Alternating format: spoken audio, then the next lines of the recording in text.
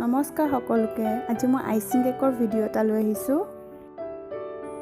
এই আইচিং কেকটো মই 500 গ্ৰামৰ বনাম আৰু ইয়াৰ কাৰণে লৈছোঁ মই 1.5 কাপ ময়দা,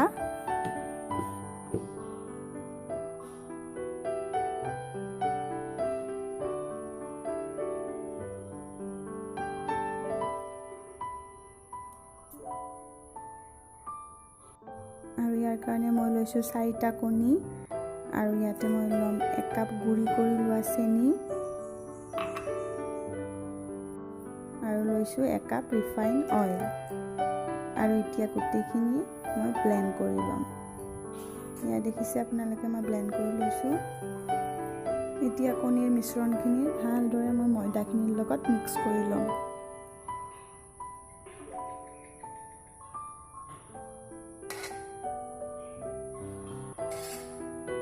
নেক্সট লৈছোঁ মই ভেনিলা এসেন্স, কাৰণ মই কেকটো ভেনিলা ফ্লেভাৰ এটা দিম বুলি ভাবিছোঁ।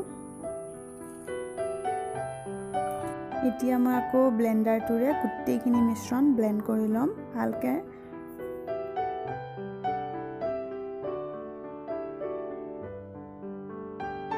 আৰু শেষত লৈছোঁ মই 1 চামুচ বেকিং পাউডাৰ আৰু এইখিনি এতিয়া মই ভালকে আকৌ এবাৰ মিক্স কৰি ল'ম।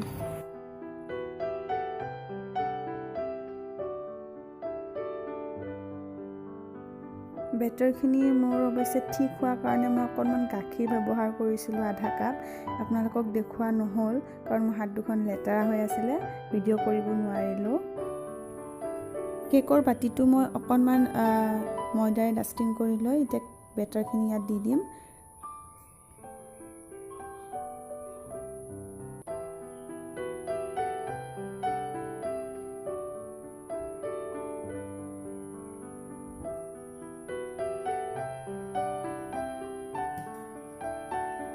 এতিয়া বাতিটো অকণমান টেপ টেপ কৰি দিব যেন ভিতৰত কোনো ধৰণৰ গেপছ ৰৈ নাযায়।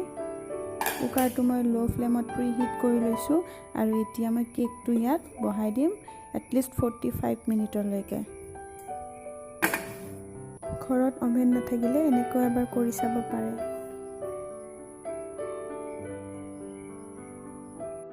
এতিয়া এই স্পঞ্জটো ৰেডি হৈ গ'ল মোৰ। এতিয়া আইচিঙৰ কাৰণে মই ক্ৰীমখিনি হুইপ কৰি ল'ম। এইটো ব্ৰেণ্ডৰ ক্ৰীম ইউজ কৰিছোঁ মই। ক্ৰীমখিনি ৰেডি।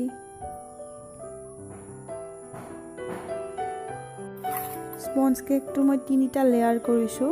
এনেকৈ মই 3টা লেয়াৰত অলপ অলপকৈ চুগাৰ চিৰাপ দি যাম মই।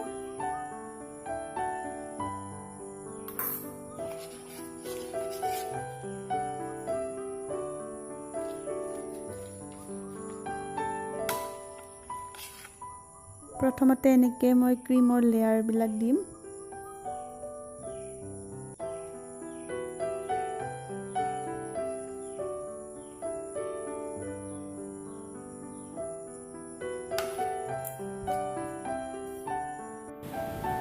ক্ষমা কৰিব, হঠাতে কাৰেণ্টটো গুচি যোৱাৰ বাবে মই পিছৰ যিখিনি কেকৰ ডিজাইন কৰিছিলোঁ সেইখিনি শ্বুট কৰিব নোৱাৰিলোঁ। কেনেকুৱা হৈছে কমেণ্ট কৰি জনাবচোন, আৰু যদি আপোনালোকে বিচাৰে তেতিয়াহ'লে মই আকৌ এটা নতুন আইচিং কেকৰ ভিডিঅ' লৈ আহিম। কেকটো ৰেডি হৈ গ'ল। কেকটো ডিজাইন কৰাত অকণমান খেলি মেলি হৈছে বাৰু, কিন্তু একো নাই, পিছলৈ আকৌ ভালকৈ ট্ৰাই কৰিম। আজিলৈ আহিছোঁ তেন্তে।